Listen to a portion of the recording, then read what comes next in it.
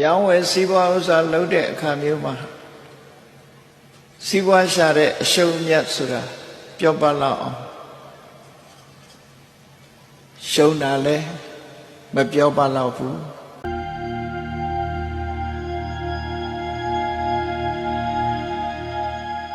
မြတ်သွားတာလဲမပြောပါလောက်ဘူးအရှုံးဆိုတာလဲပဲတဘဝတခဏတာမြတာဖြစ်ပြီးအမြတ်ဆိုတာလဲတခဏတာမြတာဖြစ်တယ်ဘဝတန်တရားမှာတွက်ကြည့်လို့အရှုံးနဲ့အမြတ်မှာရှုံးပြီဆိုလို့ရှိရင်စက်တိုက်ရှုံးသွားအလွန်ကြီးမားတဲ့ဆုံးရှုံးမှုတွေဖြစ်ပေါ်စေအမြတ်ဆိုလို့ရှိရင်လည်းကြီးမားတဲ့အမြတ်တွေကိုဖြစ်ပေါ်စေဒါကြောင့်မို့တန်တရားရဲ့အရှုံးမြတ်ဘဝရဲ့အရှုံးမြတ်တွက်တာပို့ပြီးတော့တန်မိုးရှိတယ်အဓိပ္ပာယ်လည်းရှိတွက်လဲတွက်သင့်တယ်လောကလူသားတွေကတွက်ကြသလားဆိုတွက်ဘူးသူတို့တွက်တာလုပ်ငန်းကင်တာနဲ့ပတ်သက်ပြီး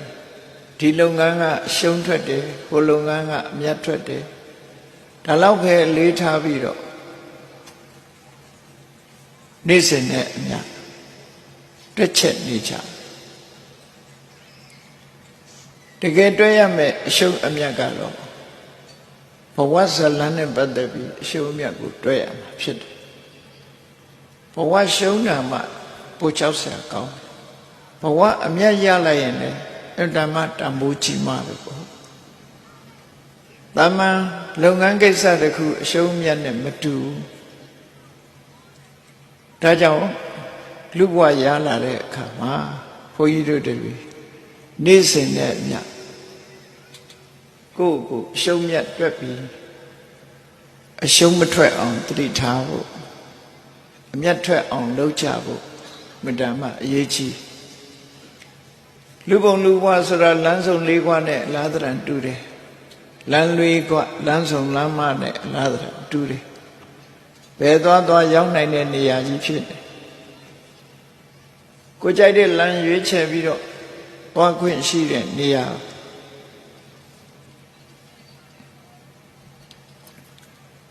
လို့ရင်တို့တလောက်တမိုးကြီးမားစွာရရှိနိုင်တဲ့ဘုံဘဝမျိုးဖြစ်တယ်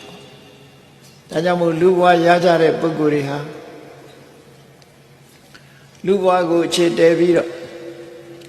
တရားမင်းဖြစ်အောင်လုပ်တာလဲလူဘဝမှာလုပ်သွားကြဗြဟ္မာမင်းဖြစ်အောင်လည်းပဲလူဘဝမှာလုပ်ကြလူလောကတဲကစကြဝဠာမင်းဖြစ်ဖို့ဆိုတာလဲလူဘဝမှာလုပ်ကြဖျားဖြစ်ဖို့ဆိုတာလဲလူဘဝမှာလုပ်တယ်ပိစိကဗုဒ္ဓဖြစ်ဖို့ဆိုတာလဲလူဘဝအက္ခတာဝကမဟာတာဝကဆိုတာလဲလူဘဝမှာလုပ်ကြအမှန်တမ်းတမိုးကြည့်တဲ့အရာတွေကိုရရှိတာလဲလူဘဝကရတာသာဖြစ်တယ်ပေါ့နတ်တွေမြမာတွေဟာချမ်းသာဒုက္ခများလှတော်လဲပဲလူဘဝလိုဖျားဖြစ်ရောက်အောင်လုံနိုင်စွာမရှိဘူးနတ်ဖျားမြမာဖျားလို့မရှိဘူးလူသားကဖြစ်တဲ့ဖျားသာရှိတယ်ဒါကြောင့်မို့လူဘဝဟာဘယ်အရာကိုပဲဖြစ်ဖြစ်အမြတ်ထွက်အောင်လုံနိုင်တဲ့ကြီးမားလာတဲ့အရင်ဤကြီးတစ်ခုဖြစ်တယ်လို့ပြောသို့တော့လူဘဝမှာရှုံးပေါ်သွားပြီဆိုလို့ရှိရင်လေကုန်းကောက်လို့မရတော့အောင်ရှုံးသွားတယ်ကုံရှုံးတာကတစ်ခေါက်ကုံရှုံးတာကတစ်ခေါက်တလေပဲ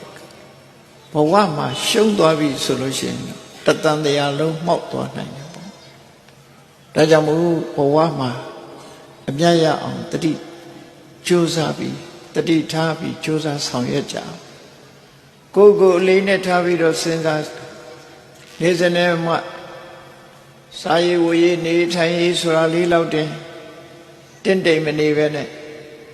တို့လုံနေတဲ့ဘဝတွေဟာအမြတ်ထွက်အောင်လုပ်နေတာဟုတ်ကလားအရှုံးပေါ်နေသလားကိုလူဘဝရတာဟာ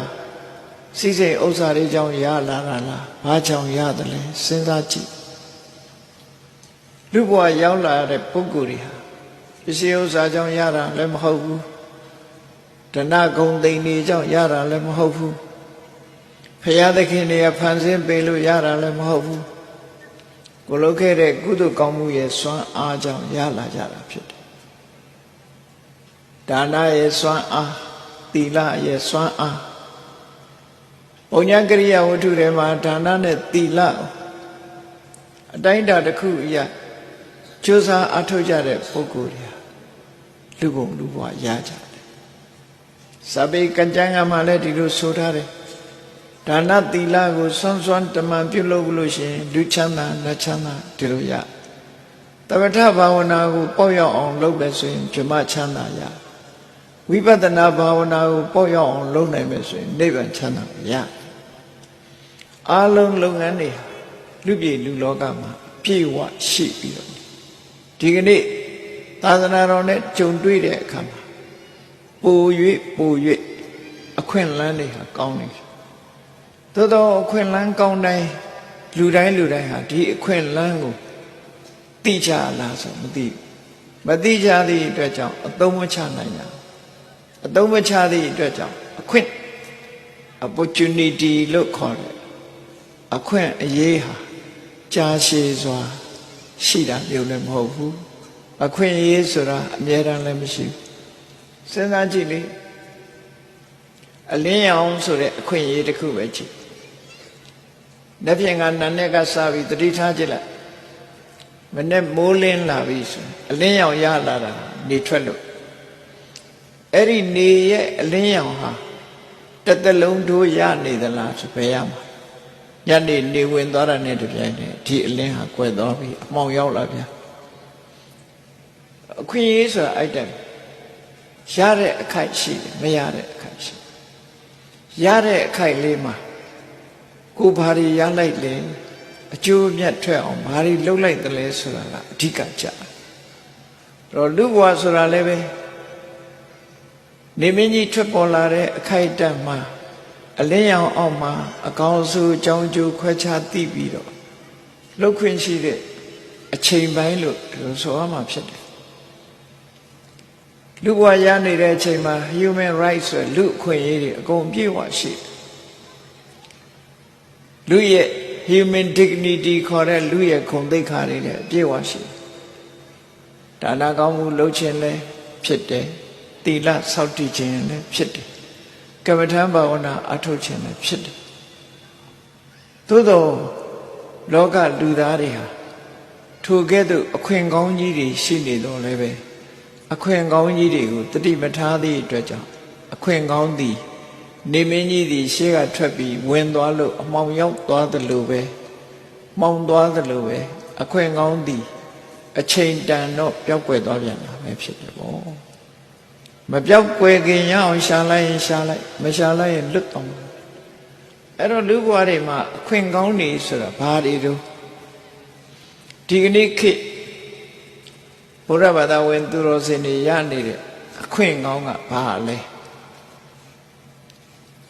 ဗုဒ္ဓပါဒနဝမခဏလို့ခေါ်တယ်ဗုဒ္ဓပါဒဆိုတာဖျားပွင့်ပေါ်နေတဲ့နဝမဆိုတာကိုကူမြောက်ခဏဆိုတာအခွင့်ကောင်း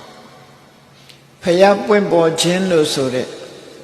ကိုကူမြောက်အခွင့်ကောင်းလို့ဆိုလိုတာကအခွင့်အရွေးမကောင်းတာကရှစ်ခါကြုံပြီးတော့အခွင့်ကောင်းဆိုတာ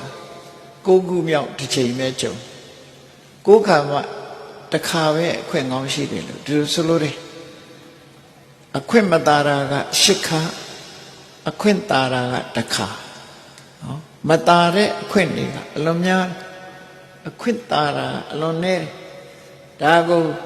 ဩဃတာထဲမှာရပြည့်၈ပါးဆိုပြီးတော့လူတွေကဆူတောင်းနေကြဆူတောင်းရုံပဲဆူတောင်းနေတာကိုဟာအဲ့ဒီရပြည့်၈ပါးကအခုလွတ်နေသလားမလွတ်ဘူးလားလို့စဉ်းစားတဲ့ပုဂ္ဂိုလ်ရှာနော်ရပြည့်၈ပါးဆိုတာတရားဓမ္မကျင့်သုံးမှုအခွင့်မသာတဲ့အခါ၈မျိုးကိုဆိုလိုတယ်တေချာစဉ်းစားကြည့်နော်လောကမှာဖျားပွင့်နေတဲ့အချိန်မှာနော် ဖျားပွင့်နေတဲ့အချိန်မှာတရားတူဟာငရဲကြနေမယ်ဖျားဖူးခွင့်တရားနာခွင့်တရားကျင့်ခွင့်ဒါနလုပ်ခွင့်သီလဆောက်တည်ခွင့်မရှိတော့ခွင့်မရှိဆုံးရှုံးသွားပြီကောင်းမြတ်တဲ့အခွင့်တွေလက်လွတ်ဆုံးရှုံးသွားအဲ့ဒီလိုအခါမျိုးမှာတရိษံဖြစ်နေဆုံးရှုံးသွားပြန်ပြီဒါနသီလဘာဝနာဘာလို့မှလုပ်ခွင့်မရှိတော့ဆုံးရှုံးနေပြီအဲ့ဒီချိန်တခါပြိတ္တာဘဝရောက်သွားဆုံးရှုံးနေပြီ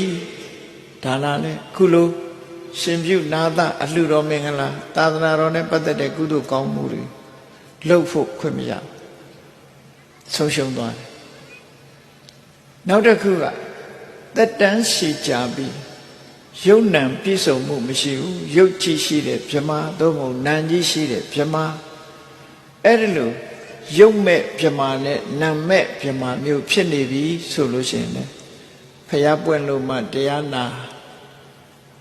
နိုင်စွာမရှိဘူးတရားဓမ္မကိုလေ့လာနိုင်စွာမရှိဘူးဖျားဖူးနိုင်ခွင့်လည်းမရှိဘူး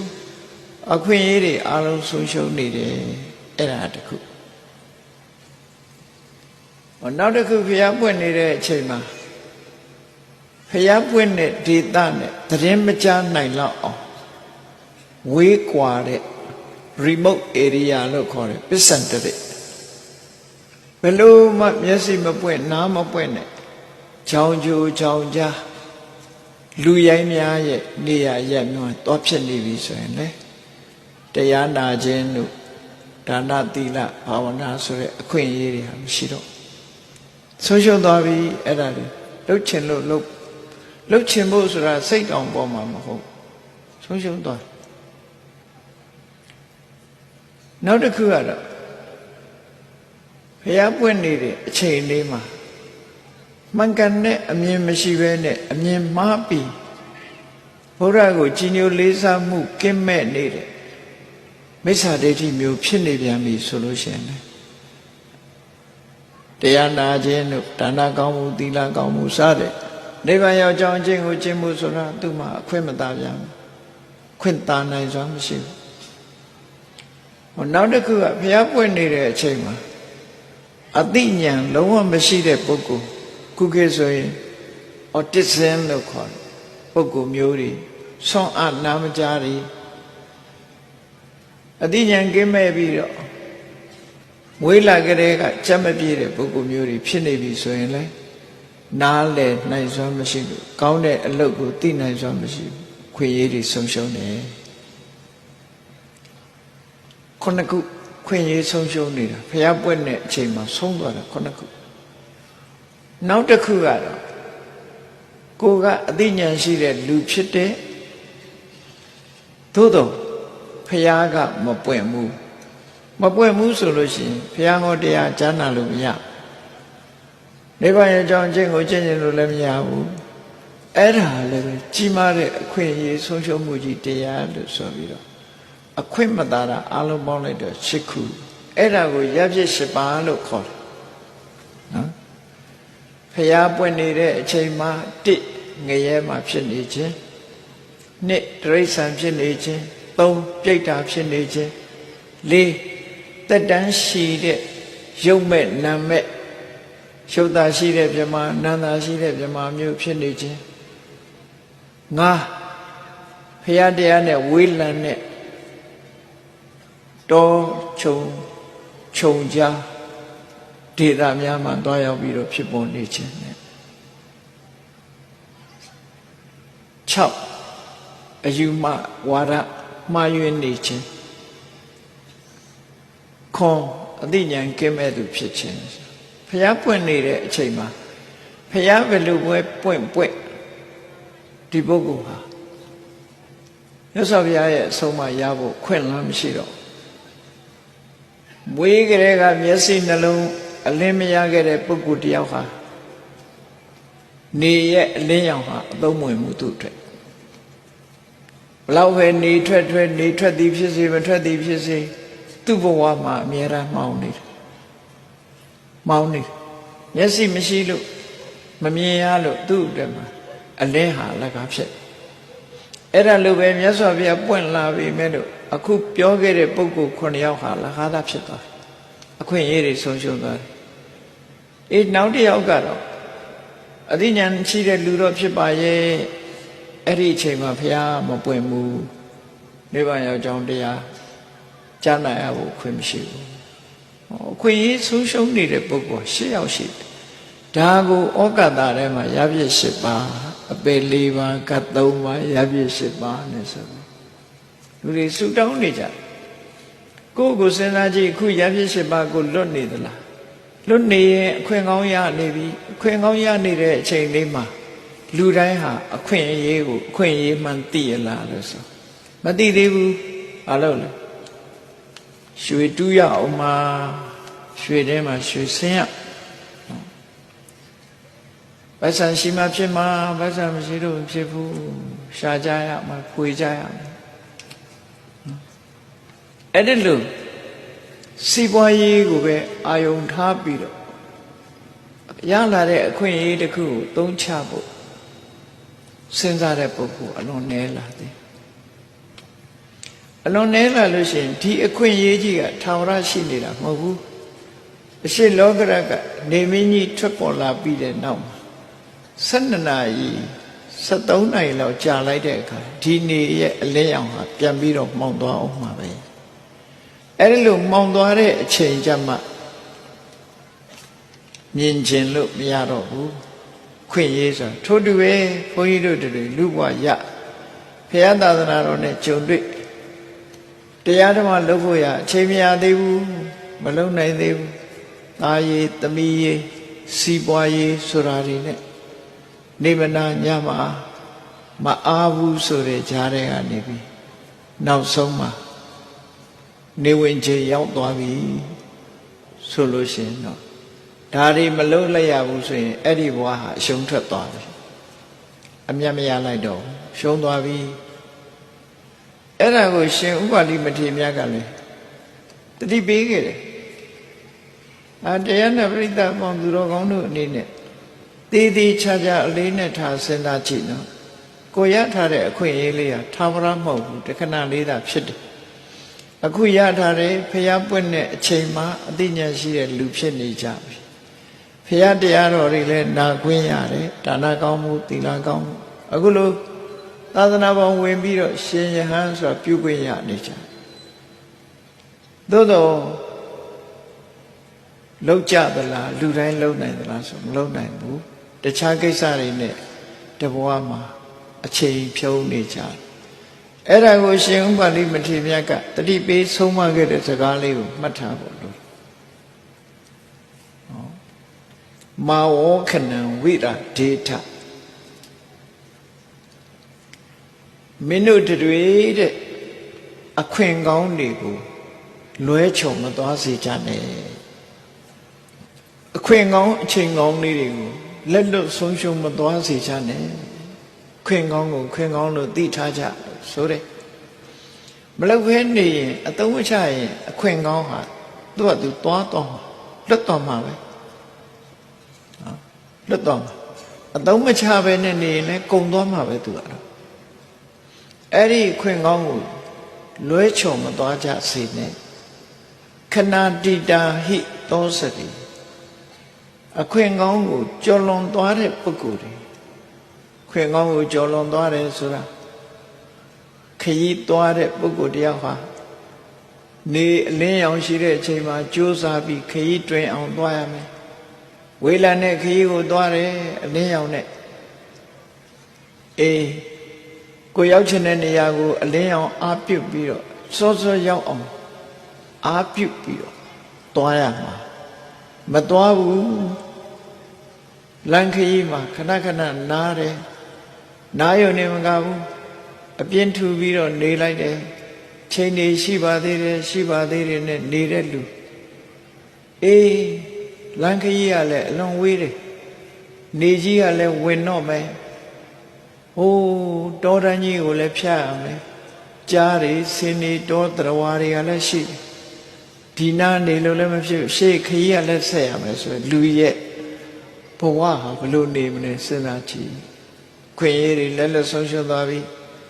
နေမီအောင်ကိုသွားခြင်းတဲ့နေရာရောက်ဖို့မရှိတော့ဘူးအဲ့ဒီလိုဖြစ်တတ်တယ်ခဏတိတာဟိသောစပြီ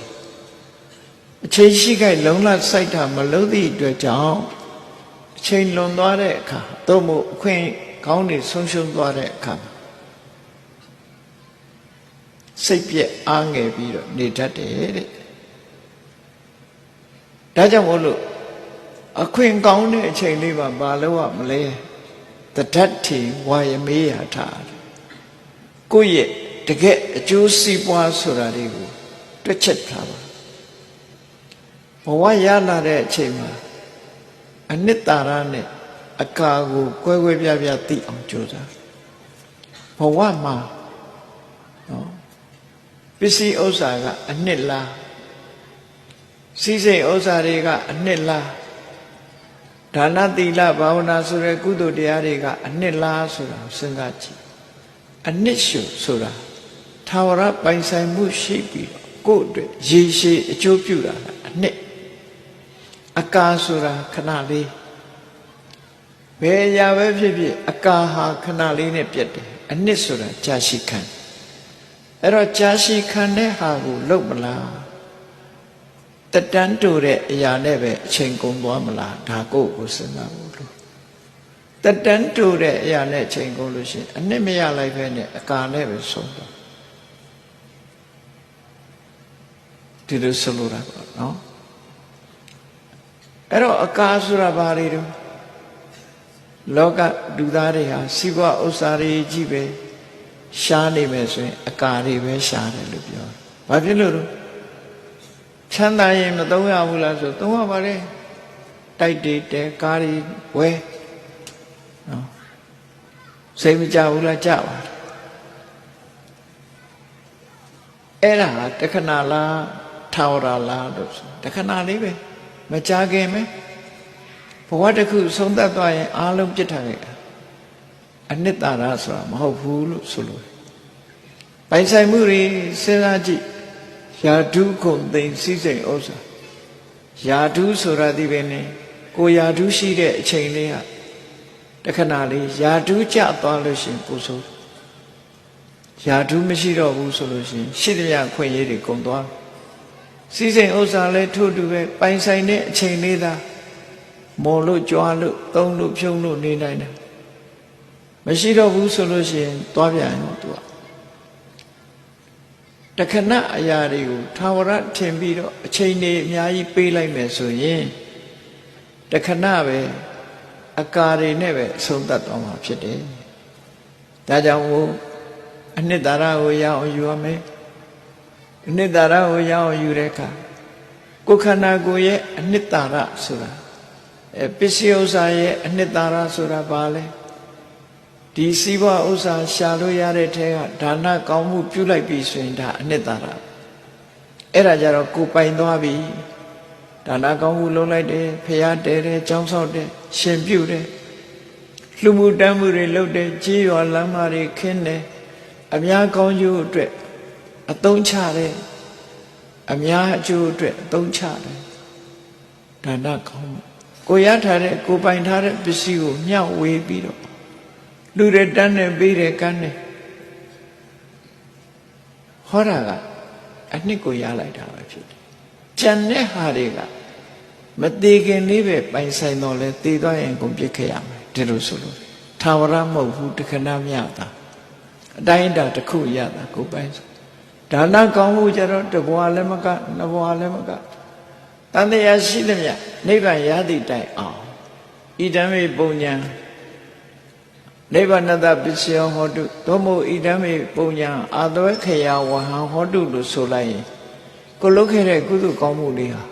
နိဗ္ဗာန်မရမချင်းကိုယ်ကိုစွန့်ခွာသွားမှာမဟုတ်ဘူးကိုယ်နဲ့အတူရှိနေမှာဖြစ်တယ်ပစ္စည်းဥစ္စာတွေဆိုတာကိုယ်ကိုစွန့်ခွာသွားမှာဒါကြောင့်မို့လို့ပစ္စည်းကတော့လဲလူကိုစွန့်တယ်လူကတော့လဲပစ္စည်းကိုစွန့်တချို့ကလူမသေးခင်ပစ္စည်းတွေဆုံးရှုံးသွားလူသေးလို့ပစ္စည်းကဆုံးရှုံးလူကတော့လဲသေပြီးတော့ပစ္စည်းတွေထားခဲ့ရပစ္စည်းကတော့လဲလူကိုထားပြီးတော့ ပစ္စည်းဆုံးရှုံးတဲ့နောက်ဖြစ်ပေါ်သွားတယ်ပစ္စည်းဆိုတာအဲ့ဒီအတိတ်ပဲဒါကြောင့်မို့ခိုင်မာမှုမရှိဘူးခိုင်မာမှုမရှိတဲ့ပစ္စည်းတွေကဒါနဆိုတဲ့ကုသိုလ်ဆိုတဲ့အနှစ်သာရကိုထုတ်ယူလိုက်ပြီဆိုလို့ရှိရင်ဒီလူဟာတော့အမြတ်ရလိုက်ပြီလို့ပဲအောင်မရပစ္စည်းဥစ္စာတွေကအမြတ်ကိုထုတ်ယူလိုက်တာလို့အနုဆိုရင်အရှုံးနဲ့ပဲပြီးသွားမှာပဲဘဝနောက်တစ်ခုကိုယ်ခန္ဓာကိုယ်ကြီးကျမ်းမာနေတယ်ငယ်ရွယ်တဲ့အချိန်လေးမှာအားရှိတယ်ဖြတ်လက်တယ်လုံနိုင်ကိုင်နိုင်နေရှိတယ်အဲ့ဒီအချိန်မှာအပြင်းထူပြီးတော့ကောင်းကျိုးချမ်းသာရစေနိုင်တဲ့ဘုရားတရားတန်ခါဝေယဝိဆအလုပ်တွေမလုပ်ဘူးအများကျိုးကိုယ်ဒီလက်ရောက်ဆောင်ရွက်ပေးတာမရှိဘူးကိုယ်ခန္ဓာကိုယ်အများအတွက်အသုံးချတာမျိုးမလုပ်ဘူးဆိုလို့ရှိရင်ကိုယ်တဏ္ဍာမှာရှိတဲ့ဒီခွန်အားတွေဟာသာဝရရှိနေမှာမဟုတ်ဘူးကျမ်းမာရေးနဲသွားရင်ပြုတ်ကွဲလာတာမလှုပ်နိုင်မရှားနိုင်ဖြစ်လာပြီဆိုတော့မှအများအတွက်လှုပ်ခြင်းလို့ဖះကြောင်းကန်သွားခြင်းလို့မရတော့ဘူးခန္ဓာကိုယ်မကြက်ခိုင်တဲ့အချိန်ကြတော့မှဘာတစ်ခုမှဝေယဝိသကုသိုလ်ပါစာယနာကုသိုလ်ဆိုတဲ့ကုသိုလ်မျိုးတွေလုံနိုင်စွာမရှိတော့ခန္ဓာကိုယ်ဆိုတာဟာ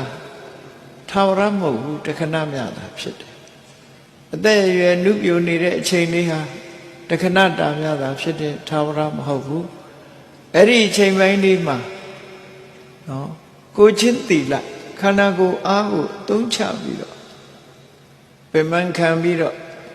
အစာခံပြီးတော့ဥပုံနေတိုင်းမပြတ်ဥကိုဆောင်လိုက်တယ်၅ပါးတိလနေ့စဉ်လုံးအောင်နေတယ်ကိုချင်းတရားတွေကောင်းအောင်လုပ်တယ်စာရိတ္တတိလတွေလုပ်တယ်ဆိုရင်ဟောဒီတနေ့တစ်ချိန်ကြတော့အိုမင်းပျက်စီးသွားမဲ့ယုတ်ခန္ဓာကိုယ်ကြီးကတိလဆိုတဲ့အနှစ်သာရကိုရအောင်ရှုလိုက်ရတယ်ဒီလိုဆိုလို့လေနော်ဖះရှိခိုးတယ်ခန္ဓာကိုယ်ကရလိုက်တဲ့အနှစ်ပဲဖះစေရီတွေးလိုက်တာနဲ့လက်အုပ်ချီတယ်ရှိခိုးတယ်ခန္ဓာကိုယ်အသုံးချပြီးတော့ကာယဝန္ဒနာနှုတ်ကရွတ်ဆိုတယ်ဝစီဝန္ဒနာအဲ့ဒါလို့လုပ်တာကာယဒွါရဝစီဒွါရကိုသုံးချပြီးတော့ကုသိုလ်တွေလုပ်တယ်မိမိတဲ့သီလကုံသမာဓိကုံပညာကုံကြီးတဲ့ပုဂ္ဂိုလ်မျိုးတွေကိုလက်အုပ်ချီမိုးရှိခိုးတယ်သူတို့ရဲ့ဝေယဝိဆတွေလုပ်တယ်ကိုယ်ခန္ဓာကိုယ်ကိုသုံးချပြီးတော့ကုသိုလ်တွေရလိုက်တယ်အဲ့ဒီရလိုက်တာကမှအနှစ်သာရလို့ဆိုတယ်ခန္ဓာကိုယ်ကြီးကတော့ယောဂဝေဒနာနှိစ္စတဲ့အခါပဲဖြစ်စေအိုမင်းရင့်ရော်သွားတဲ့အခါပဲဖြစ်စေမလုံနိုင်မကင်နိုင်မလှုပ်နိုင်မရှားနိုင်သည့်အထိအောင်နောက်ဆုံးမှာအိပ်ရတဲ့ဘုံဘုံလဲသည့်အထိသူဟာပြောင်းလဲပြီးတော့သွားမှာဖြစ်တယ်အဲ့ဒီလိုမပြောင်းလဲခင်ကုသိုလ်ခန္ဓာကိုယ်ကိုသုံးချပြီးတော့ကုသိုလ်ရအောင်လုပ်ရမယ်ဒီလိုဆိုလို့တယ်နော်ဒါကြောင့်မို့ကျမ်းမှာတန်ဆွမ်းနေတဲ့အချိန်အများအကျိုးဆိုတာတွေလုပ်ရတယ်ကိုပြီးရင်ပြီးအတ္တတရောကြိုးစားဖရာတရားတန်ခါယရဏ၃ပါးကိုထိလက်ရောက်ကြိုးစားအထုတ်ပေးခြင်းဟာအနှစ်သာရကိုရယူခြင်းအဲ့ဒီလိုမှမရလိုက်ဘူးဆိုရင်အရှုံးတွေ့မှာပဲဖြစ်တယ်အမြတ်မရလိုက်ဘူးလို့ပြောနောက်တစ်ခုအသက်ရှင်နေတယ်လူတွေဟာအသက်ရှင်နေသုံးတာလဲကိုယ်တဏ္ဍာမှာတတိတရားတွေတူပွားလာအောင်ပညာတွေတူပွားလာအောင်မဖြစ်သေးတဲ့တတိမဖြစ်သေးတဲ့ပညာမဖြစ်သေးတဲ့တမာတိတွေတူပွားလာအောင်လုပ်လို့ရတာဖြစ်တယ်ပေါ့အဲ့ဒီအချိန်လေးမှာလှုပ်လိုက်မှမလှုပ်လိုက်ဘူးဆိုလို့ရှိရင်လည်းပဲသိဆုံးသွားတဲ့အခါအသက်ရှင်တုန်းလေးမှာဘာမှမရလိုက်သည့်အတွက်ကြောင့်အရှုံးပေါ်သွားနိုင်သေးတယ်ဒါကိုပြောတာတဒတ်ထေဝါယမေယထာကိုယ့်ရဲ့အကျိုးတရားတွေကိုရအောင်ကြိုးစားထုတ်ကြတဲ့ခနောဝပฏิပါတိတောလှုပ်ဖို့အခွင့်အလန်းကြီးဟာ သင်တို့ရဲ့ထံမှာတကယ်လက်တွေ့ရထားပြီဆုတောင်းနေရတာမဟုတ်ဘူးခုရပြည့်၈ပါးကလွတ်နေပြီရပြည့်၈ပါးကလွတ်နေပြီအေးဘုံဘဝမှာအမျက်ထွက်ဖို့အတွက်အခြေအနေကောင်းနေကြည့်လိုက်အောင်တခါအရှုံးပေါ်နိုင်တဲ့အရာတွေအများကြီးရှိသေးတယ်အရှုံးပေါ်မလားအမျက်ရမလားရှုံးမလားမြတ်မလားဆိုတဲ့အခါဘုန်းကြီးတို့ဘဝရလာတဲ့အခါမှာဒီလူဘဝဆိုတဲ့ဘဝရလာတာဂတိတံပတ္တိလို့ခေါ်တယ်ဂတိတံပတ္တိရရှိထားတဲ့ဘဝဟာဘဝကောင်းအခွင့်ကောင်းတဲ့ဘဝအခွင့်ကောင်းခုရတာဘာဖြစ်လို့လူဘဝကိုဂတိတံပတ္တိလို့ပြောရတယ်လဲဆိုလူဘဝမှာဒါနလည်းလုပ်လို့ရတယ်သီလလည်းစောင့်တည်လို့ရတယ်ကမ္မထဘာဝနာအထုအခုလိုတရားပွဲကြီးတွေကျင်းပပြီးတရားနာလို့ရတယ်ရှင်ပြုနာသအလှတော်မင်္ဂလာတွေလည်းလုပ်လို့ရတရားကျင့်ရင်လည်းကျင့်လို့ရကုသိုလ်ကောင်းမှုတွေအများကြီးလုပ်လို့ရဘုံဘဝအနေနဲ့ကြည့်လိုက်မယ်ဆိုရင်ကုသိုလ်ဖြစ်တဲ့ဘဝမျိုးဖြစ်လို့ဂတိတံပတ္တိလို့ခေါ်တယ်ဒါဟာအခြေအနေကောင်းကြီးတစ်ခုရတာကဲလူတွေရတယ်လို့ငရဲသားသတ္တဝါတွေရကြရလားဘယ်ရမလဲဆုံးရှုံးနေပြီတိရစ္ဆာန်တွေရောလူတွေလူဂတိကောင်းရရလားဘယ်ရမှာတော့ဆုံးရှုံးနေပြိတ္တာတွေရောလူအခွင့်အရေးမျိုးရမယ်ဘယ်ရဆုံးရှုံးနေတော့ငရဲတိရစ္ဆာန်ပြိတ္တာဆိုတဲ့ဘုံဘဝတွေဟာဂတိဝိပတ္တိလို့ခေါ်တယ်ပျက်စီးချိုယွင်းနေတဲ့အခြေအနေမကောင်းတဲ့ဘဝမျိုးတွေအခုဘုန်းကြီးတို့တွေခြေနေကောင်းတဲ့ဘဝမျိုးကိုရောက်လို့ဂတိတံပတ္တိဆိုတာရထားပြီဒီပြည့်စုံတဲ့ဘုံဘဝမှာရရှိထားတဲ့အချိန်မှာကောင်းတာတွေကိုရအောင်မယူလိုက်နိုင်ဘူးဆိုလို့ရှိရင်မရတာချင်းအတူတူဖြစ်မယ်ငရဲဘုံကငရဲသားတွေနဲ့အတူတူဖြစ်သွားလိမ့်မယ်တရိစ္ဆာန်တွေနဲ့အတူတူဖြစ်သွားလိမ့်မယ်ပြိတ္တာတွေနဲ့အတူတူဖြစ်သွားလိမ့်မယ်မရတာချင်းတူတူဖြစ်သွားတယ်ဒါကြောင့်မို့ဂတိတံပတ္တိရနေတဲ့အချိန်မှာအမြတ်ရအောင်ကြိုးစားနှုတ်ဆိုရင်အရှုံးပေါ်လိမ့်မယ်ဂတိဝိပတ္တိရောက်သွားရင်ဘယ်လိုမှလုပ်လို့မရတဲ့အတွက်ကြောင့်အမြတ်ဆိုတာထွက်ဖို့မရှိနိုင်နောက်တစ်ခုကဘာတော့ဆိုရင်ကာလတံပတ္တိကာလတံပတ္တိဆိုတာအချိန်ခါကောင်းခွင့်ကောင်းကြီးတို့အချိန်ခါကောင်းအခုမြန်မာနိုင်ငံမှာဆိုလို့ရှိရင်ခုဒီဒေသမှာနေတဲ့ပုဂ္ဂိုလ်တွေဟာအေးချမ်းချမ်းနဲ့တရားနာနိုင်တယ်နေ့စဉ်နဲ့အမျှကိုယ်စီးပွားကိုရှာပြီးစားနိုင်တယ်ကာလတမ္ပတ္တိလို့ခေါ်တယ်စစ်ဖြစ်နေတဲ့နေရာမှာရောက်နေတဲ့လူတွေစစ်ပြေးဒုက္ခတဲ့ဘဝရောက်နေဒုံဒုံတိုင်းတိုင်းတဏ္ဍတန်ကြားတိုင်းမှာပြေးလွှားနေရတဲ့ပုဂ္ဂိုလ်တွေဟာကာလတမ္ပတ္တိပဲဖြစ်ဘူးမဖြစ်သည့်အတွက်ကြောင့်တရားပွဲလုပ်ချင်လို့မရဘူးတရားနာချင်လို့လည်းမရဘူးဒါနသီလဘာဝနာကုသိုလ်ကောင်းမှုတွေလုပ်ချင်လို့မရဘူးအသက်လူပြီးရှောင်ပြေးနေရတဲ့အနေအထားမျိုးတွေဖြစ်တယ်စစ်ဖြစ်နေတဲ့နိုင်ငံတွေစစ်တလင်းနဲ့ရောက်နေတဲ့ပုဂ္ဂိုလ်စဉ်းစားတာကြည့်ကာလဝိပတ္တိခြေနေကောင်းဆုံးရှုံးနေအဲ့ဒီအချိန်မှာအရှုံးပဲရမယ်အမြတ်မရနိုင်ခုချိန်မှာမလုတ်ဖဲနေမယ်အချိန်ကကောင်းရဲ့တန်းနဲ့မလုတ်ဖဲနေရင်ဘဝမှာအချိန်ပိုင်းတွေဆုံးရှုံးနေတယ်လို့ကိုယ်လည်းပဲဆုံးရှုံးသူဖြစ်သွားနိုင်တယ်စစ်ဖြစ်နေတဲ့ဒေသမှာရှိကြတဲ့ပုဂ္ဂိုလ်တွေရဲ့စစ်တွင်းကာလမှာဆုံးရှုံးရတယ်လို့မလုတ်ဖဲနေတဲ့ပုဂ္ဂိုလ်ဟာလည်းပဲအရှုံးနဲ့ပဲရင်ဆိုင်ပါပဲအမြတ်တစ်ခုမှရမှာမဟုတ်ဘူးဒါကိုလည်းအလေးထားပြီးတော့စဉ်းစားကြည့်ဒါကြောင့်မို့ကာလတံပတ္တိနဲ့ဂျုံတဲ့အချိန်မှာကုသိုလ်ကောင်းမှုလုပ်ဖို့အရေးကြီးတယ်နောက်တစ်ခုကတော့ဥပရိတံပတ္တိနဲ့ဥပရိဝိပတ္တိလို့ခေါ်တယ်ဥပရိဆိုတာကိုယ်ခန္ဓာကိုယ်မှာကိုယ်အင်္ဂါချုပ်တဲ့တာမရှိဘူးပ ပြည့်စုံစုံအနေထားမျိုးရှိအေးလုံနိုင်တယ်ကိုင်းနိုင်တယ်အသိဉာဏ်ရှိတယ်မျက်စိကောင်းတယ်နားကောင်းကောင်းတဲ့မျက်စိကောင်းတဲ့ဘက်မှာအသုံးချပညာသင်တဲ့ဘက်ကိုအသုံးချနားကောင်းလို့တရားနာတယ်ဘောဓုတ္တတွေရှိဖို့အထုတယ်ကောင်းတဲ့ဘက်မှာအသုံးချအဲ့ဒါလို့ဥပရိသမ္ပတ္တိပြည့်စုံနေတဲ့နေရာမှာကောင်းတဲ့နေရာမှာအသုံးချအမြတ်ရအေးကောင်းတဲ့နေရာမှာအသုံးချဘူးနားကောင်းတယ်တချင်းကြီးရစွတ်ဖိနားထောင်နှစ်ချက်ထဲမှာထိုးထားပြီးတော့တနေ့ကုန်အဲ့ဒါဒိမ့်ဒိမ့်တောင်းတောင်းနဲ့နေတဲ့ပုဂ္ဂိုလ်တွေလည်းရှိတာဘာအမြတ်မှရမဟုတ်ဘူးမျက်စိကောင်းတာကိုဖျားဖူးရမယ်ပညာရှာရမယ်အစားဂိမ်းဆော့ဘာတစ်ခုမှရမှာမဟုတ်ကောင်းတဲ့မျက်စိလေးဟာကောင်းတဲ့ဘက်ကိုသုံးချမျက်စိကိုအကြောင်းပြုပြီးအရှုံးနေတာပေါ်တာအပျော်လောက်ပဲမျက်စိနဲ့ကြည့်ပြီးဂိမ်းဆော့နေလို့ရှိရင်အပျော်ရတဲ့အနေထားလေးသာရှိတယ်ပျော်ရာကပြီးသွားဘာမှမရတော့ပြီးအမြတ်ရအောင်မျက်စိကိုသုံးချခြင်းအမြတ်ရအောင်နားကိုသုံးချခြင်းဆိုတာ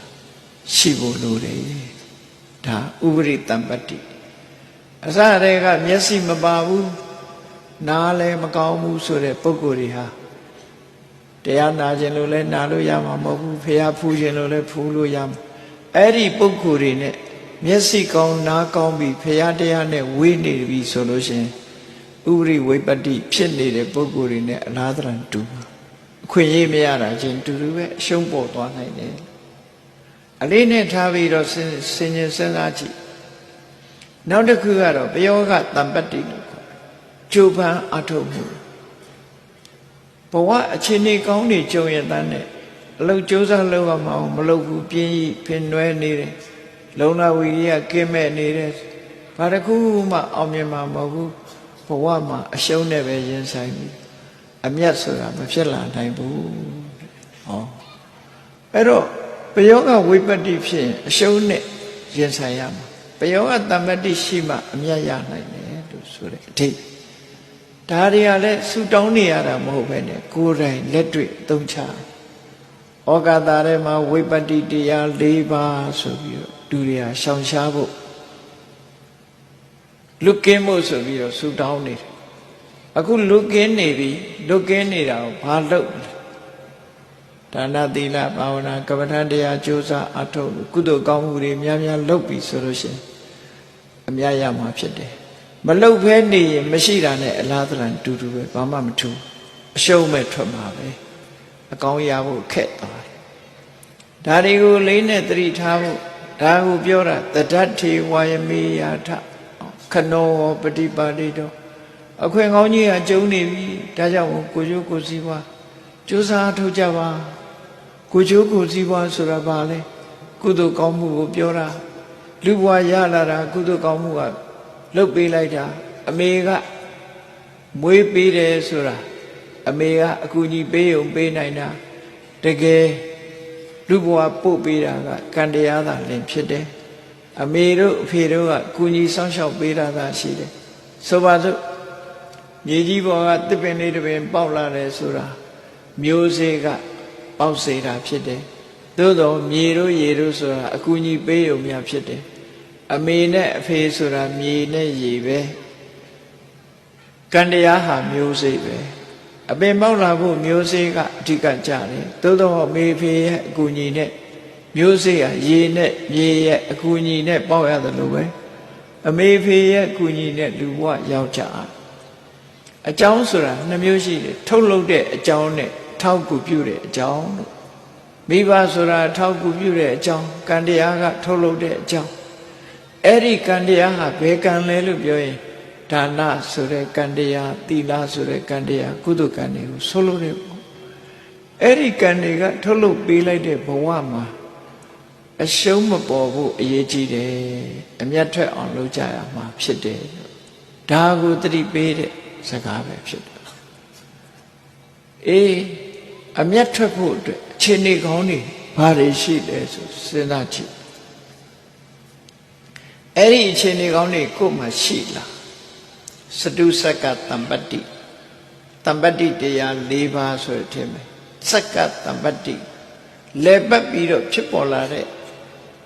ကောင်းကျိုးကိုထုတ်လို့တဲ့အကြောင်းတရား၄မျိုးဘာလို့ဆိုရင်ပฏิရူပဒေသဝတ္တကောင်းကျိုးချမ်းသာဒါနကောင်းမှုသီလကောင်းမှုကပ္ပဋ္ဌာန်းဘာဝနာကောင်းမှုကုသိုလ်ရအောင်အခြေအနေပေးတဲ့ဒေသမျိုးမှာနေထိုင်တာဟာ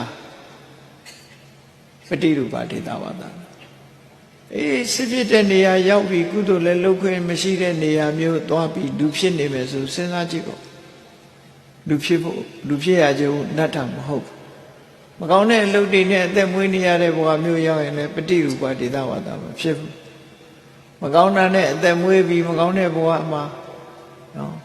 ပါဠိပါဒအမှုတွေနေစဉ်လုပ်လို့အာဒိဏရဏအမှုတွေနေစဉ်လုပ်လို့မကောင်းတဲ့အလုပ်တွေနဲ့အသက်မွေးဝမ်းကြောင်းပြုပြီးနေရတဲ့ပုဂ္ဂိုလ်မျိုးတွေအနေအထားမျိုးတွေရောက်ပြီဆိုလို့ရှိရင်သူတို့ဘဝဟာကောင်းစရာအကြောင်းဘာမှမရှိဘူးတဘဝလေးချမ်းသာတာကိုမကြည့်နဲ့သာဝရချမ်းသာဖို့တသန္တရာလုံးမှာချမ်းသာဖို့ကပို့ပြီးတော့အရေးကြီးတယ်တဘဝဆင်းရဲတယ်ဆိုတာတခဏများတာဖြစ်တယ်တန်တရားမှာမဆင်းရဲဘူးကအရေးကြီးတယ်အရှုံးနဲ့အမျက်ကိုတေချာတွက်ချက်တတ်ဖို့လိုအပ်တယ်ပေါ့အနှစ်နဲ့အကာကိုသိတတ်ရမယ်မသိဘူးဆိုရင်အကာပဲရမယ်အနှစ်မရဘူးသာဝရနဲ့တခဏဆိုတာလည်းသိရမယ်မသိလို့ရှိရင်သာဝရကိုမရဘူးတခဏနဲ့ပဲအပြီးတတ်သွားလိမ့်မယ်အဲဒါကြောင့်ပฏิရူပဒေသဝတ္တတင်းတင်းလျောက်ပတ်တဲ့အရာမှနေတယ်လို့ဆိုတာပฏิရူပတင်းတင်းလျောက်ပတ်တဲ့အရာဆိုတာကျမ်းမာမှုအတွက်လည်းအထောက်အကူဖြစ်နိုင်တဲ့နေရာမျိုးပညာရေးအတွက်လည်းအထောက်အကူဖြစ်နိုင်တဲ့နေရာမျိုးကုသိုလ်ကောင်းမှုပြုဖို့အတွက်လည်းအထောက်အကူဖြစ်နိုင်တဲ့နေရာမျိုးဖရာရဲ့အဆုံးအမတွေကိုရနိုင်တဲ့နေရာမျိုးပညာရှိသူတော်ကောင်းတွေရှိတဲ့နေရာမျိုးမှာနေမှကုသိုလ်ကောင်းမှုဆိုတာဖြစ်တယ်အဲ့ဒါပฏิရူပဒေသဝါဒပฏิရူပဒေသဝါဒရှိလာပြီဆိုလို့ရှိရင်တပ္ပုရိတဝတ္တယလူတော်လူကောင်းတွေနဲ့ပေါင်းမိလာတယ်လူတော်လူကောင်းတွေနဲ့ပေါင်းမိလာတဲ့အခါသူတို့ရဲ့အကျင့်သီလတွေအတူယူအားကြလာတယ်သူတို့စီကအဆုံးအမတွေရလာတယ်ကိုယ့်အတွက်မှာတန်မိုးမဖြတ်နိုင်တဲ့အသိဉာဏ်တွေတန်မိုးမဖြတ်နိုင်တဲ့ကုသိုလ်တွေလောက်ခွင့်ရတယ်ဟောပฏิရူပမှာနေသည့်အတွက်ကြောင့်တပ္ပုရိတဝတ္တယသူတော်ကောင်းနဲ့တွေ့ဆုံရတယ်ဆိုတာဖြစ်ပေါ်လာတယ်အဲ့ဒီကနေပြီးတခါအတ္တသမပဏိတိကိုယ်ကိုကောင်းအောင်ပြုပြင်တတ်လာတယ်ကိုယ်ကိုကောင်းအောင်ထားတတ်လာတယ်စိတ်ပဲလို့ထားရမယ်ဆိုတာသိလာတယ်တမန်အဖြစ်မသိနဲ့စိတ်ကောင်းနှလုံးကောင်းထားနည်းတွေကိုသိရှိလာအတ္တသမပဏိတိဆိုရတာဖြစ်ပေါ်လာအဲ့ဒီလိုဖြစ်ပေါ်လာဖို့ကိုယ်မှာပင်ကိုအခြေအနေကောင်းကြီးရှိတယ်ရှေးဘဝကကုသိုလ်ကောင်းမှုလုပ်သည့်အတွက်ကြောင့်မျက်စိကောင်းတယ်နားကောင်းတယ်အခြေအနေကောင်းတယ်အသိဉာဏ်ရှိတဲ့လူဖြစ်တယ်ဆိုပုဗ္ဗေသကတပုညတာပုဗ္ဗေသကတပုညတာရှိသည့်အတွက်ကြောင့်နော်တင်တော်တဲ့အရာမှလူဖြစ်ရတယ်တင်တော်တဲ့အရာမှလူဖြစ်လို့လူတော်လူကောင်းတွေနဲ့ဆုံစည်းရတယ်လူတော်လူကောင်းတွေနဲ့ဆုံစည်းလို့ကိုယ်စိတ်ကိုထားတတ်ပြီးလူတော်လူကောင်းဖြစ်အောင်ကြိုးစားနိုင်တယ်အဲ့လိုလဲပတ်ပြီးတော့ဖြစ်တဲ့တမ္ပတ္တိ၄ပါးရှိမှကုသိုလ်ဆိုတာဖြစ်တယ်အဲ့ဒီကုသိုလ်ဖြစ်မှလူဟာအမြတ်လူဘဝရတာရဲ့အမြတ်ဆိုတာရကုသိုလ်မဖြစ်တဲ့လူဘဝဟာအရှုံးပဲဘာကြောင့်လို့ပြောမယ်ဆိုရင်လူဘဝဆိုတာကုသိုလ်နဲ့အရင်တည်ခဲ့တာကုသိုလ်နဲ့အရင်တည်ခဲ့ပြီးအဲ့ဒီကုသိုလ်ရင်းစားပြန်မရဘူးဆိုလို့ရှိရင်ဒါရှုံးတာပဲစီဝါလုပ်တဲ့ပုဂ္ဂိုလ်တွေယဉ်နှီးကြရတယ်ရောင်းဝယ်လုပ်တဲ့ပုဂ္ဂိုလ်တွေအရင်နှီးထုတ်ကြရတယ်လုပ်အားတွေလုပ်တဲ့အခါလဲအရင်နှီးဆိုတာထုတ်လို့အမျက်မရဘူးဆိုရင်အရှုံးပဲတချို့အရင်မှာပါသွားတယ်လူဘဝမှာမကောင်းတာတွေလုပ်သည့်အတွက်ကြောင့်တည်တဲ့အခါငရဲကျသွားတယ်ဟောအရင်မှာပြုတ်သွားလူဘဝမှာကုသိုလ်ကောင်းမှုကပို့လိုက်တဲ့လူဘဝမှာ အမြတ်ရအောင်မလုပ်သည့်အတွက်ကြောင့်အကုသိုလ်တွေလုံးလိုက်သည့်အတွက်ကြောင့်တည်တဲ့အခါတိရစ္ဆာန်ဖြစ်တယ်ဟောအရင်နေပါသွားပြီရှုံးနေထွက်ကုန်လူဘဝမှာလောဘဒေါသမောဟတွေကြောင့်သိဆုံးသွားတဲ့အခါပြိတ္တာဘုံရောက်သွားတယ်အရင်ပြုတ်သွားကြငရဲတိရစ္ဆာန်ပြိတ္တာဒီဘဝတွေရောက်သွားရင်ဒါအရင်ပြုတ်သွားတဲ့အရှုံးတွေပဲပေါ့အရင်မှာရှုံးသွားတဲ့အရှုံးတွေပဲဖြစ်တယ်လူဘဝကိုပြန်ရတယ်ဆိုရင်တော့ဒါရင်းစားရှိသေးတယ်အေးလူဘဝမှာပို့ပြီးတော့အခြေအနေကောင်းတဲ့လူဘဝ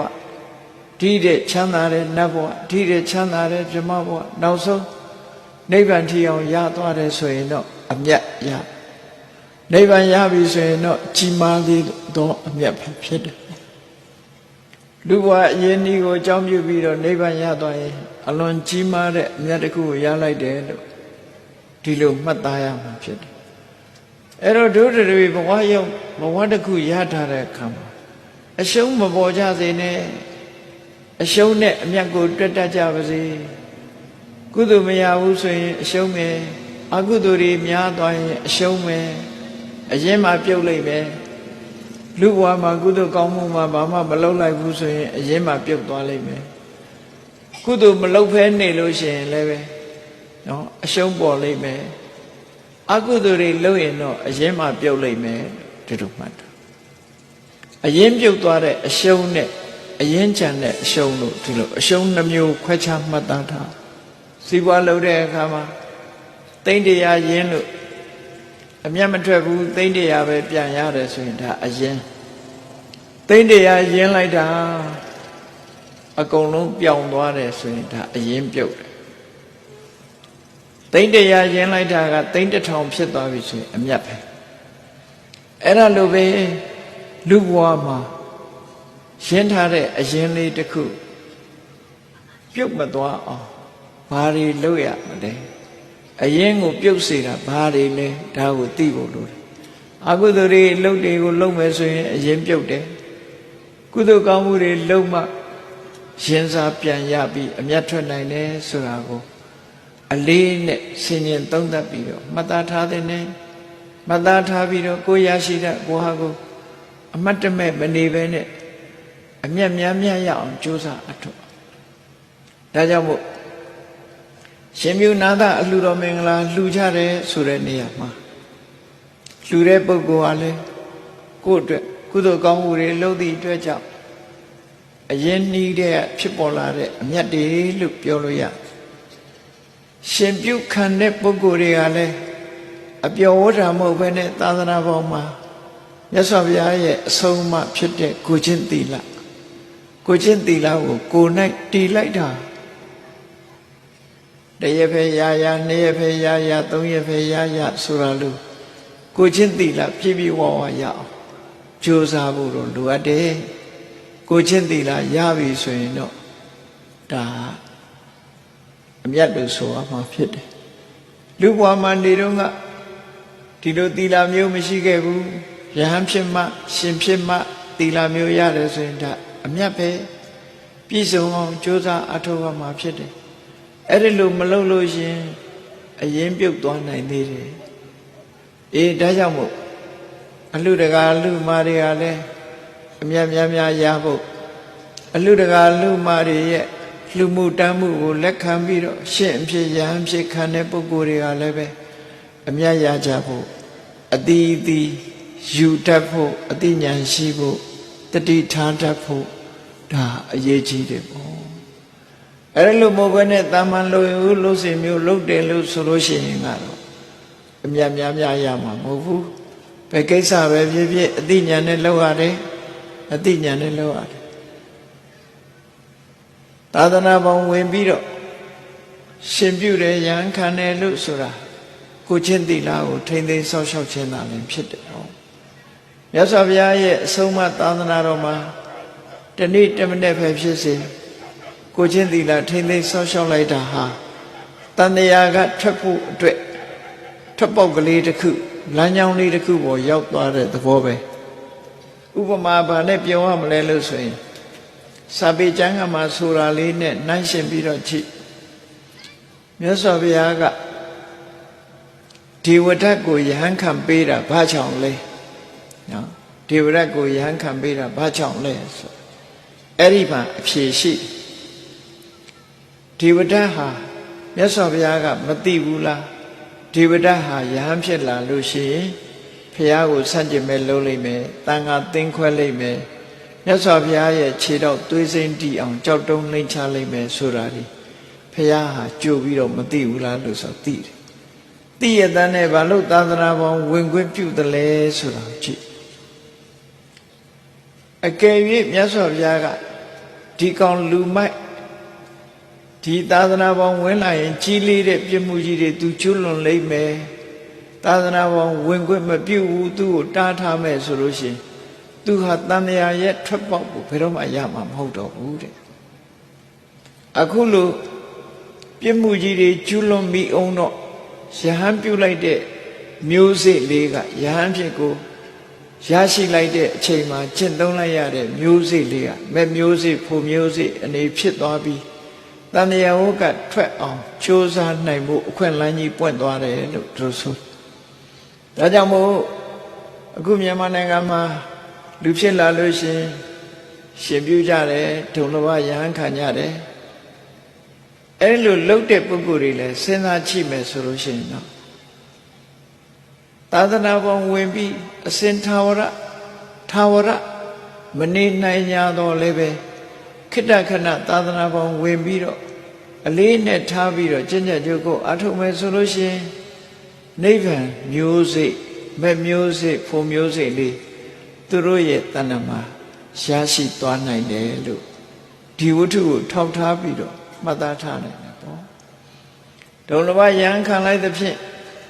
နောက်တန်တရားမှာဒါလေးကအထုံလေးပါလာပြီးတော့တလန်းကလေးတစ်ခုဖြစ်သွားမျိုးစိတ်ကလေးတစ်ခုဖြစ်သွားပြီးတန်တရားဝကလွတ်ဖို့ရအတွက်အခွင့်အလမ်းလေးတစ်ခုဖန်တီးပေးနိုင်ဒါဘာကြောင့်ပြောရလဲလို့ဆိုလို့ရှိရင်ကတ္တဗဘုရားလက်ထက်တုန်းကအမျိုးသားနဲ့အမျိုးသမီးတွေဟာမြတ်စွာဘုရားဟောတဲ့တရားထဲမှာနံယုတ်ဆိုတဲ့စကားလုံးကိုအမှတ်ရကြားခဲ့ရတယ်မှတ်သားခဲ့ရတယ်ဂေါရမမြတ်စွာဘုရားလက်ထက်ရောက်လာတဲ့အခါဂေါရမမြတ်စွာဘုရားကသူတို့မေးတဲ့မေးခွန်းထဲမှာဘိက္ခုဆိုတာဘာကြောင့်ခေါ်တာတုံးလို့မေးတော့အေးနံယုတ်ပေါ်မှာအစွဲလန်းကင်းတဲ့ပုဂ္ဂိုလ်ဘိက္ခုလို့ခေါ်တယ်လို့နံယုတ်ဆိုတဲ့စကားလုံးနဲ့ဆက်ဆက်ပြောလိုက်တဲ့အခါမှာအနာဂံအဖြစ်ကိုရောက်သွားတယ်ဒါလေးကမျိုးစိအထောက်အကူဖြစ်တယ်လို့သူဆိုတယ်နော်အဲ့ဒါအမှန်တမ်းအရေးကြီးတယ်အခုလည်းပဲနော်